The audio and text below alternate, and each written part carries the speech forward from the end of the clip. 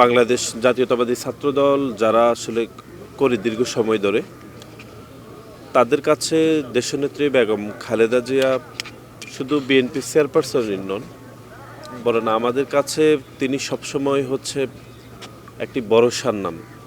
এটা এই জন্যই আমরা বলছি, সেটি হচ্ছে দেশনেত্রী বেগম খালেদা জিয়ার দুইজন সন্তান রয়েছেন। একজন আমাদের দলের ভারপ্রাপ্ত চেয়ারম্যান জনাব তারেক রহমান এবং ওনার কনিষ্ঠ পুত্র যিনি মারা গিয়েছেন।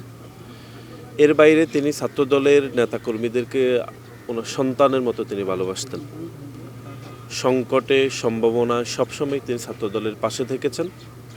সুতরাং আজকের এই দিনটি ছাত্রদলের প্রতিটি নেতাকর্মীর জন্য অনেক বেশি শোকাবহ বলে আমি মনে করি।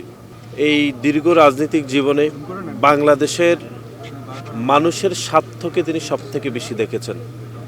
বাংলাদেশের মাটি, বাংলাদেশের স্বাধীনতা, সার্বভৌমত্বের প্রশ্নে তিনি কখনোই আসলে আপোস করেননি। তিনি সর্বশেষ যখন লন্ডনে গিয়েছেন, তখন তিনি ডাক্তারদের বলেছেন যে তিনি দেশে চলে যাবেন, যে তিনি দেশেই চিকিৎসা নেবেন। এই যে দেশের প্রতি, দেশের মানুষের প্রতি ওনার অপরিসীম ভালোবাসা ছিল, এবং দেশের মানুষের এই ভালোবাসা নিয়েই তিনি হয়তো আমাদের ছেড়ে চলে গিয়েছেন। আমরা মনে করি যে বাংলাদেশের মানুষ হাজার বছর ধরে এই একটি নাম দেশনেত্রী বেগম খালেদা জিয়াকে মনে রাখবে। এই জন্যই মনে রাখবে তার আপসহীন সংগ্রাম এবং দেশপ্রেম, ওনার সততা, এবং একই সাথে দেশের মানুষের স্বার্থের প্রশ্নে তিনি আপসহীন ছিলেন। এত বড় একটা নেত্রী, দেশের 3 বারের প্রধানমন্ত্রী, যে ওই ব্যক্তি যদি চলে যায় দেশে, বুঝে নিতে আপনারা যে কতটুকু ক্ষতি হতে পারে।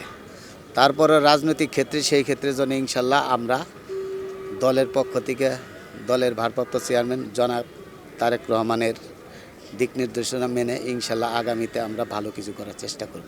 আমি অন্তত এইটুক যে তিনি একটি ভালো সময় এবং ভালো পরিবেশে আল্লাহর কাছ থেকে দিবা নিয়েছেন। যদি সেই মুহূর্তগুলো, পিছনের মুহূর্তগুলো যদি আমরা মনে করি, সেই 24-এর আগের সেই সময় যদি চলে যেত, তাহলে কী অবস্থা হতো? উনি কি সম্মান দিতে পারতাম?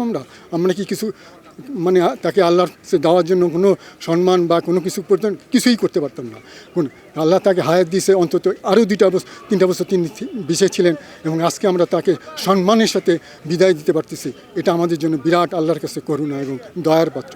এবং তিনি যে একটা আপসহীন নেত্রী ছিলেন, তাতে কোনো সন্দেহ নয়। তিনি দেশকে ভালোবেসেছেন, মাটিকে ভালোবেসেছেন, মানুষের জন্য তিনি ভালোবেসেছেন, এবং মানুষের জন্য তিনি কাজ করছেন। 24 ঘন্টা তার মনটা ছিল মানুষের জন্য।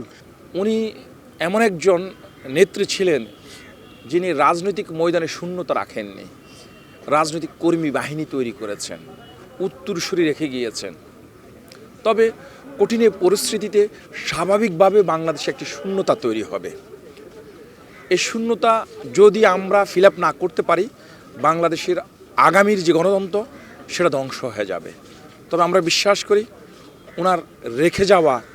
ওনার স্বামীর রেখে যাওয়া যোগ্য সন্তান যিনি বেঁচে আছেন, জনাব তারেক রহমান সাহেব, তিনি বিএনপির এবং এই মনা অর্থাৎ জাতীয়তাবাদী আদর্শের অন্যান্য রাজনৈতিক দলের নেতাদেরকে নিয়ে বাংলাদেশের গণতন্ত্রকে একইভাবে গণতান্ত্রিক পন্থায় বিকশিত করবেন, যা খালেদা জিয়ার বিদায়ের অপূরণীয় ক্ষতিকে পূরণ করতে সহায়ক ভূমিকা রাখবে। আমরা এটা বিশ্বাস করি।